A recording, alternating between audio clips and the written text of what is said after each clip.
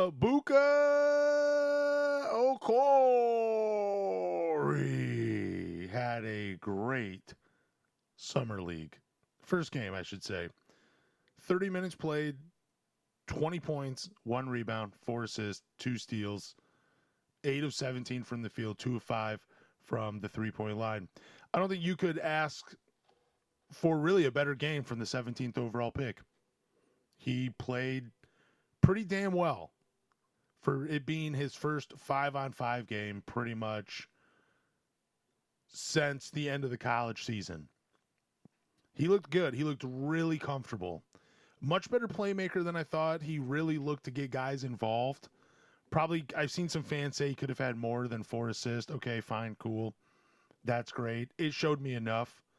I'd be shocked if he played more than 2 summer league games just by the way he looked out there. He looked like he could contribute day one for the Detroit Pistons. There's obviously going to be growing pains for the Pistons, but Ebuka, for a 17th pick, he looks really good.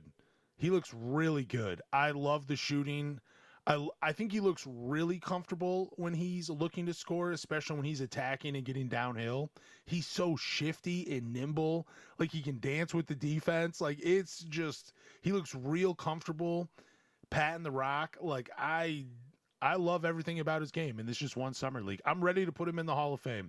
I'm ready to put him up there with Isaiah Thomas, Joe Dumars, Chauncey, Rip, Cade, as one of the greatest guards to ever wear a Pistons uniform, even though it's a summer league uniform. He looked really good. I have nothing else to say about anybody else on the summer league. All of my focus, everything that I was going to give to a summer league game, went to watching Ebuka Okorie. And that's it. Like, there was nothing else, in my opinion, to watch. Like, I don't think Chaz Lanier is a long-term Pistons. That's fine. I liked Ugana. I mean, he's going to be fun. But he was the 53rd pick. Isaac Jones, okay. I don't know who else makes the team from the summer league roster, but I do know Ebuka.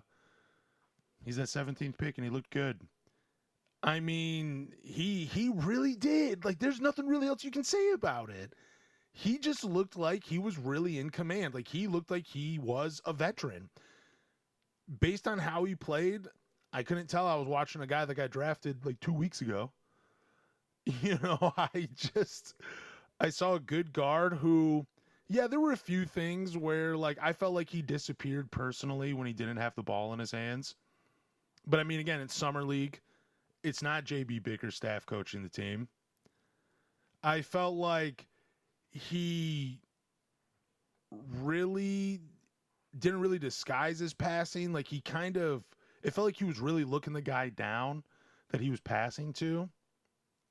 That might need to be cleaned up a little bit. Just, something with the eyes. Like, don't stare down the guy you're going to pass to. Be a little shifty. Shake the defense a little bit, then make the play. I don't know. But overall, there's really nothing for me to complain about. He just looked good. I love the effort defensively. I love that he did take 3-pointers because I really thought this was a guy that maybe would have gotten too comfortable just playing inside the 3-point line as a 6'1", 6'2" guard. And that's something I didn't want to see.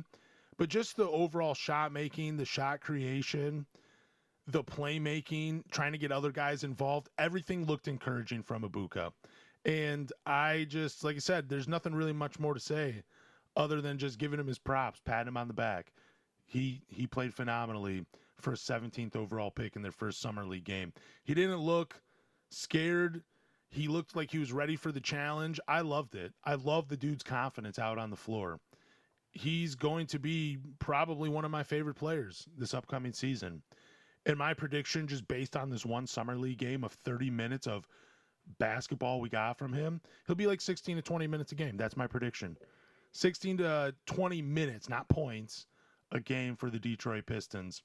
I do want to read some things that people are saying about Ebuka right now. These are some of my favorites as I read them out loud. He's going to change our team.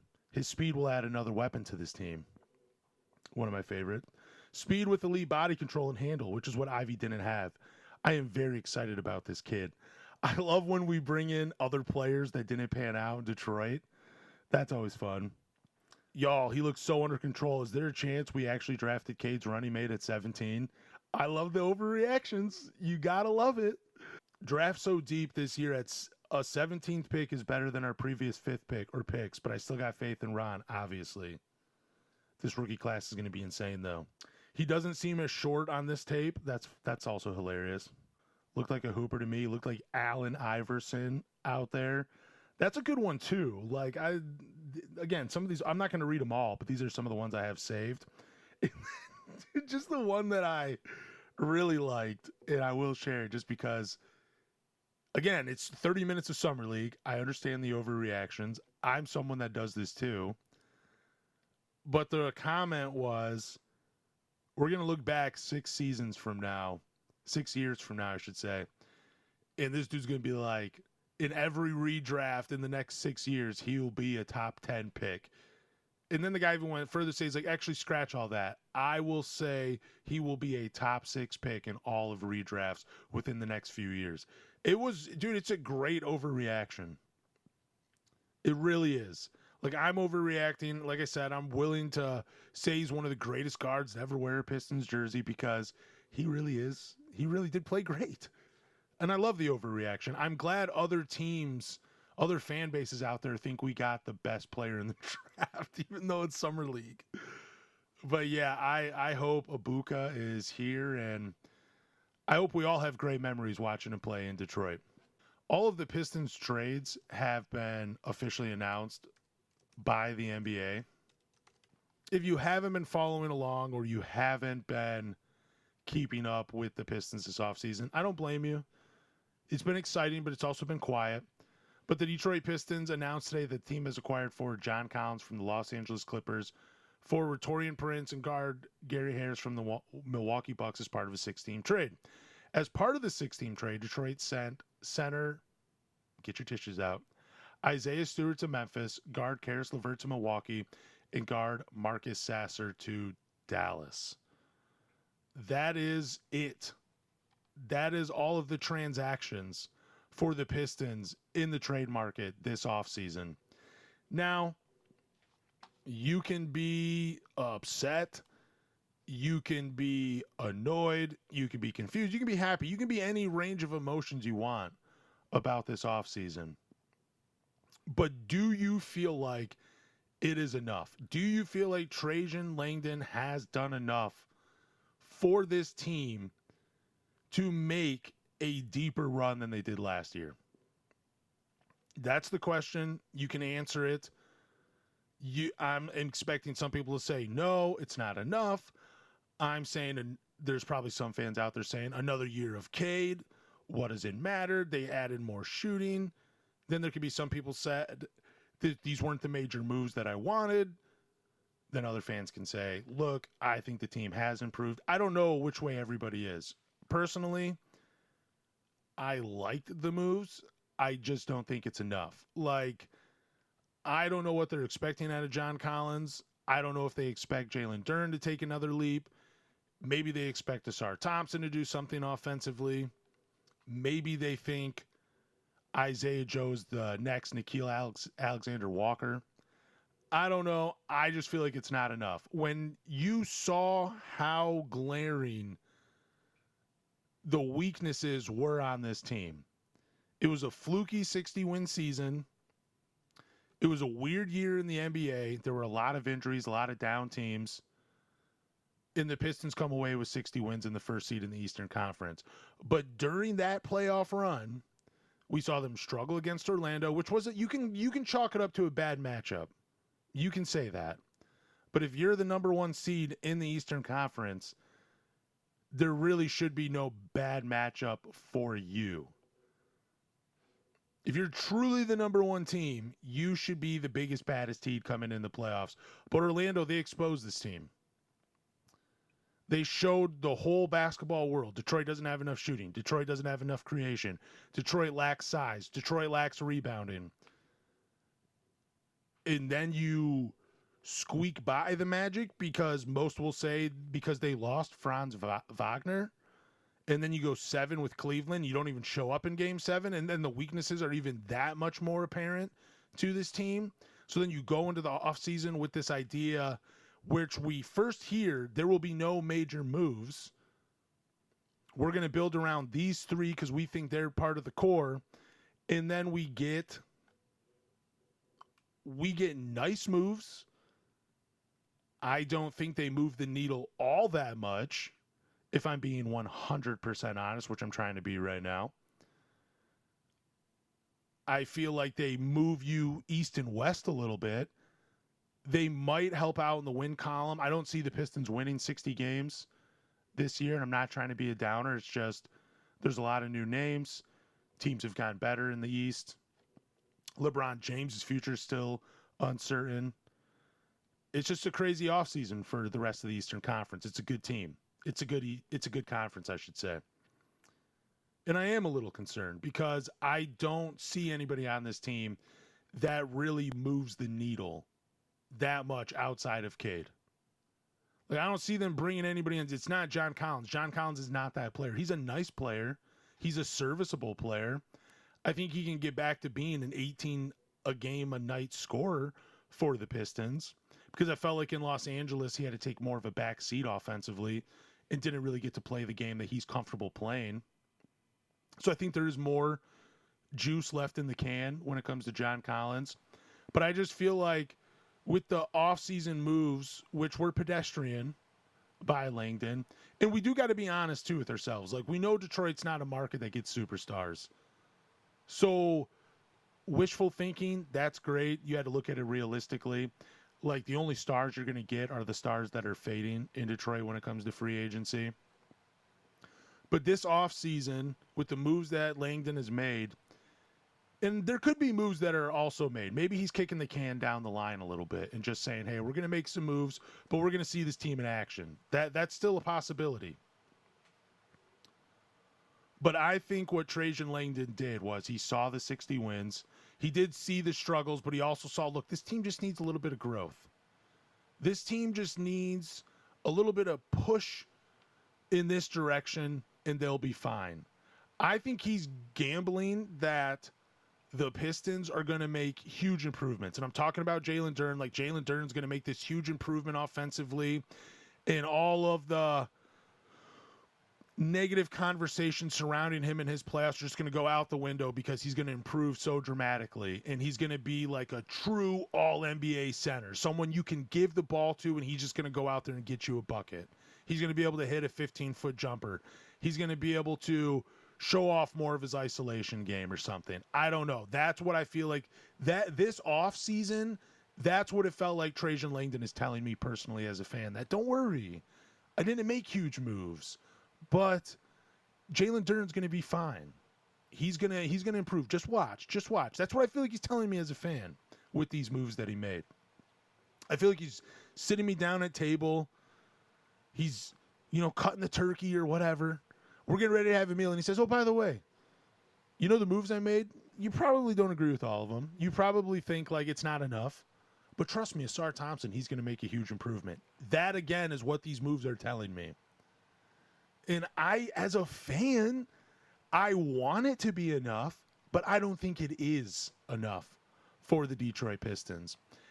And as a fan, and as I sit here recording, I'm getting a little hot because I felt like, even though I was fine with the Pistons not making a blockbuster move, I still wanted them to make moves that were going to push this team in the right direction. And I'm not saying John Collins is a bad signing. I think he's a nice piece. But if you're going to tell me that's the biggest move, the biggest name the Detroit Pistons bring in this offseason, I think it's a failure of an offseason. I think you have done a disservice to Cade, because you've stripped the Pistons down of their identity by trading Isaiah Stewart, and you brought in a guy who can bring it offensively, but he doesn't give you what this team needs. He doesn't give you the shot creation. He doesn't give you the playmaking. He's a great play finisher, and he's younger than Tobias Harris, and he's a good corner specialist. I mean, he's a good shooter. He's a good rebounder. but he's a play finisher. He's a guy that needs someone to create for him. Ebuka was a good draft pick, but he's still a rookie. If Langdon's telling me, oh no, I got the shot creation, I got Langdon, I got Okorie, we're fine in that department, I'm probably walking away shaking my head until I actually see it. Even though I just talked him up at the beginning of this podcast, I'm just sitting there like, it's not enough. And I'm not saying Langdon's saying these things. It's just that when I see the moves he has made, that's what my thinking becomes, is you're satisfied, you're content, you've done enough. You think that this roster as it currently stands is good enough to make a deeper run into the playoffs. I just don't think it is. I love Dennis Jenkins, but if we're going into the next season and he's the best guard when it comes to on ball and off the ball, when it comes to playing with Cade, we got a big problem. We got a big problem as fans, because it's going to be it's not going to be a bad product, but it's not going to be a great product. We're just going to be wanting more. We're just going to be wanting another move to be made to bring this team over the top. And there maybe are some moves that could be doing that could do that. It just doesn't feel like we're going to be making those moves as the Detroit Pistons. It feels like this is another, we're just going to see what we have. But you're on Cade's timeline. You're on Cade's clock. Like, I know some fans want to live in a world where it's like, everything will be fine. Cade will be here forever. That's not typically always the case. Guys want to win in the NBA. They have a short career. They only have so much time. Those windows don't stay open that long. And if these are the off seasons we can expect from Trajan Langdon, I'm not going to say Cade's going goodbye, but if I was in his shoes, I would be like, I need a little bit more. I'm not saying I would do that right now in this current state, but if we're going into next offseason making similar minor moves, then yeah, I'd be real concerned as a fan for Cade's future in Detroit, because I want to see him play here. I want to see him have a Reggie Miller time in Detroit. I want to see him play 18, 20 years. I'd love to see it. You don't get that in today's NBA, and I want to see that again. And I feel like Cade could be one of those dudes, but like, would he want to sit and be the face of a franchise that isn't doing enough for him to win? Probably not. In other news, the Toronto Raptors, they have traded for Kawhi Leonard, but I guess the trade isn't going to be completed yet until the NBA finishes their investigation with Kawhi. I just got to say, glad that the Pistons stayed out of that one, because that would be, I don't think the trade gets brought back. I'm pretty sure the Toronto Raptors did their due diligence in making this trade. They probably spoke to the NBA. They probably know what is going on in terms of this investigation, where they felt comfortable enough to make this trade. It's just, if you're a fan of the Raptors and you see this news coming across your screen or on your phone, you're probably like, oh my God, what did we just do? And then if you're Brandon Ingram and you see this news, and like, let's just say you're getting comfortable in LA and you're like, cool, I'm going back. Like, I'm going to the Sunshine State. I'm here. Like, they didn't want me, so I'm glad I'm leaving, type of thing. But then the trade gets called back and he's back in Toronto. I swear, dude, like, I know most people. I shouldn't even say most people. I know there's a good percentage of people that would do a great job of not making this awkward, but I am not one of those people. Believe me, like, if I was in Brandon Ingram or Kawhi Leonard's shoes, I would, dude, I would just be, I would not have a good time coming back to my former team. I would not be able to breathe comfortably. I would feel like I'm walking on eggshells or Lego pieces. Like, I'm just, you can't tell me that's a good situation if this trade gets pulled back for either player, because I'm sure there were probably messages or text, long goodbyes, awkward goodbyes mixed in with all of this. And then you hear the news like, hey, this trade, that we might have to just hang on. We're going to have to pump the brakes a little bit on this trade. But hey, you know what? I don't know, man. I don't want to dump on Kawhi. I think he's a great player. I do think it's funny, and I'll end on this because I really have nothing else to talk about other than just random things that have nothing to do with the Pistons. But like one of the comments were, I can't believe Pistons fans. This is how I imagine this guy is talking. I can't believe Pistons fans wanted Kawhi Leonard. What a crappy player. He's won more games in Toronto than he ever has in LA. Dude hasn't been the same and hasn't been available. Dude, what the hell are you talking about? He averaged 28, 6, and 4 last year with 2 steals. Shot 51% from the field, 39% from 3, and 89% from the free throw line. What do you mean he's not good? What do you mean he's a bad player? What do you mean you wouldn't want him in a Detroit Pistons uniform? I've already gave you my thoughts on Kawhi and why I wouldn't want him in Detroit.